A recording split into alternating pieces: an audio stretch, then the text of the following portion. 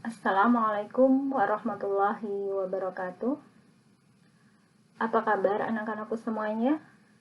Alhamdulillah, semoga selalu dalam lindungan Allah Subhanahu wa Ta'ala ya. Alhamdulillah, senang sekali hari ini kita bisa kembali bertemu belajar lagi tentang geografi ya. Pada kesempatan kali ini kita akan melanjutkan pembahasan kita tentang konsep wilayah dan tata ruang. Pada pertemuan yang lalu, kita telah belajar tentang pengertian wilayah, kemudian tentang pengertian tata ruang. Nah, sedikit Ibu ingin mengulang kembali tentang pengertian wilayah, konsep wilayah, dan tata ruang. Nah, wilayah itu adalah suatu bagian dari permukaan bumi yang memiliki karakteristik tertentu, sehingga wilayah itu dapat dibedakan dari wilayah yang lain. Contohnya wilayah pedesaan berbeda dengan wilayah perkotaan. Jadi ada wilayah pedesaan, ada wilayah perkotaan. Apa yang berbeda? Berbeda adalah karakteristiknya. Misalnya pedesaan itu didominasi oleh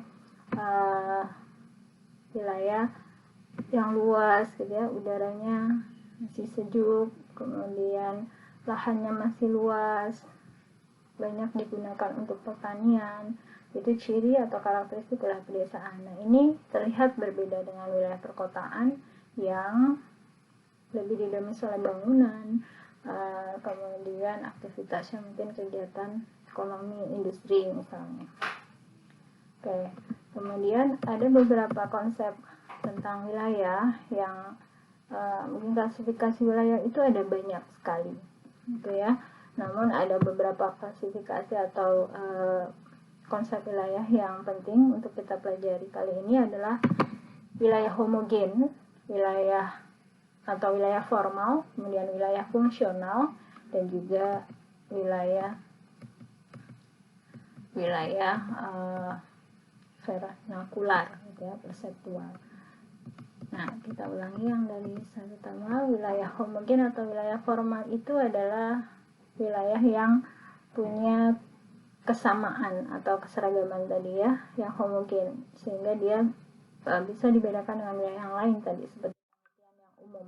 Nah, tapi homogennya ini bisa berupa kondisi fisiknya, bisa berupa sosialnya juga. Kemudian bisa berupa fisiknya seperti apa, misalnya ada iklimnya misalnya, atau kondisi tanahnya misalnya, atau secara sosial misalnya kepadatan penduduknya misalnya, atau kegiatan ekonomi penduduknya misalnya. Itu adalah wilayah-wilayah yang bisa dikelompokkan menjadi wilayah homogen. Contohnya di sini ada Kalimantan Tengah dan Kalimantan Selatan termasuk wilayah homogen.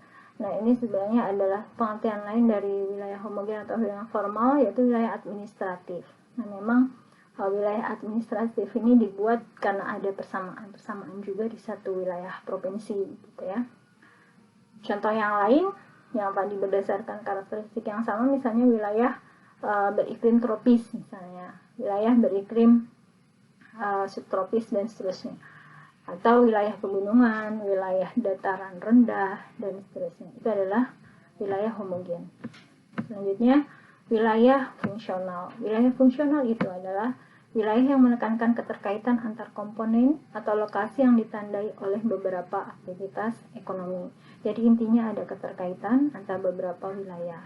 Kemudian, atau komponen di dalam wilayah itu. Jadi bisa satu wilayah administrasi misalnya, bisa juga beberapa wilayah administrasi yang saling berkaitan secara fungsional. Bisa jadi atau dominannya adalah aktivitas perekonomian. Sebagai contoh, wilayah Jabodetabek, ya, metropolitan rencananya misalnya, itu adalah karena kegiatan ekonomi di kota-kota ini saling terkait secara fungsional, gitu ya. Ada yang bekerja di Depok, bekerja di Jakarta, orang Jakarta tinggal di Depok, dan seterusnya. Ada jual beli barang-barang dagangan industri didistribusikan di tempat-tempat pusat-pusat perdagangan di daerah sekitarnya misalnya, dan seterusnya. Itu adalah contoh dari wilayah fungsional. Ada juga contoh yang lain, misalnya daerah atau kawasan konservasi, wilayah konservasi. Dan di dalamnya ada lokasi-lokasi yang saling terkait juga. Misalnya daerah wilayah konservasi itu terdiri dari pegunungan, ada sungainya, ada dataran, ada hutannya, ada pantainya juga, bisa jadi seperti itu. Nah, itu saling terkait dalam rangka atau dalam fungsinya menjaga tata air misalnya, atau menjaga kelestarian lingkungan. Begitu ya. Oke, satu lagi tentang wilayah vernakular atau wilayah konseptual. Itu wilayah yang karena dia punya identitas yang unik, maka disebut sebagai wilayah dengan sebutan tertentu. Misalnya Bogor sebagai kota hujan, misalnya, atau Banda Aceh sebagai Serambi Mekah. Lanjut ya, sekarang tentang konsep dari perwilayahan. Nah, wilayah-wilayah yang kita sebutkan tadi itu adalah hasil dari proses dalam membagi-bagi permukaan bumi menjadi unit tertentu, atau proses perwilayahan atau perwilayahan. Jadi perwilayahan ini akan menghasilkan unit teritorial atau wilayah-wilayah yang mempunyai keseragaman tadi, atau mempunyai fungsi-fungsi yang sama atau terkait dalam satu fungsi, atau memiliki hubungan fungsional dengan tujuan tertentu. Jadi perwilayahan ini dilakukan untuk dengan tujuan mencapai tujuan tertentu, gitu ya. Misalnya untuk tujuannya adalah untuk mempermudah pembangunan. Ya, kalian tahu Indonesia ini sangat luas, terdiri dari banyak luas ya, dari Sabang sampai Merauke, dengan banyak pulau di dalamnya, dengan banyak morfologi yang berbeda-beda, sumber daya alam yang beraneka ragam di setiap wilayah. Maka diperlukan untuk mengelola suatu negara ini perlu upaya untuk membagi-bagi wilayah itu dengan keseragamnya, dengan hubungan fungsionalnya. Jadi agar nanti pembangunannya bisa terlaksana dengan lebih baik. Nah, itu namanya proses perwilayahan atau perwilayahan. Di sini dicontohkan sebagai regionalisasi kawasan di dunia seperti ASEAN dan Asia Tenggara, atau ASEAN yang terdiri dari negara-negara Asia Tenggara. Ini mungkin karena mereka punya kesamaan budaya, sosial, ekonomi, sehingga mereka bekerja sama menjadi satu kawasan gitu, atau wilayah ASEAN yang tujuannya untuk meningkatkan kesejahteraan negara-negaranya misalnya. Baik, kita lanjutkan tentang apa itu tata ruang. Tata ruang adalah wujud struktur ruang dan pola ruang. Ini contoh mungkin kurang menjelaskan gitu ya, belum. Jadi tata ruang itu wujud dari struktur ruang dan pola ruang dari suatu wilayah.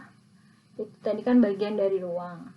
Nah, di dalam wilayah itu ada strukturnya atau ada pola, dan juga ada polanya.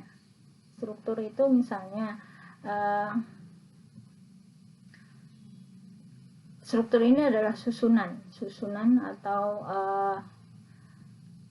struktur saling keterkaitan gitu ya antara komponen-komponen ruangnya. Misalnya ada pemukiman nanti dihubungkan oleh jalan-jalan menuju ke pusat-pusat ekonomi, ke pasar, fasilitas dan seterusnya. Itu namanya jaringan struktur ruang. Kalau pola ruang itu lebih kepada distribusi dari fasilitas-fasilitas atau infrastruktur atau pemanfaatan ruangnya. Jadi pemukimannya ada di mana, kemudian pasarannya tadi ada di mana, daerah hijaunya sebaiknya ada di mana, itu adalah pola ruang. Kalau struktur keterkaitannya biasanya dihubungkan oleh jalan-jalan misalnya, sehingga dalam mendukung kegiatan di wilayah itu perlulah diatur struktur dan pola ruangnya. Nah, itu namanya tata ruang.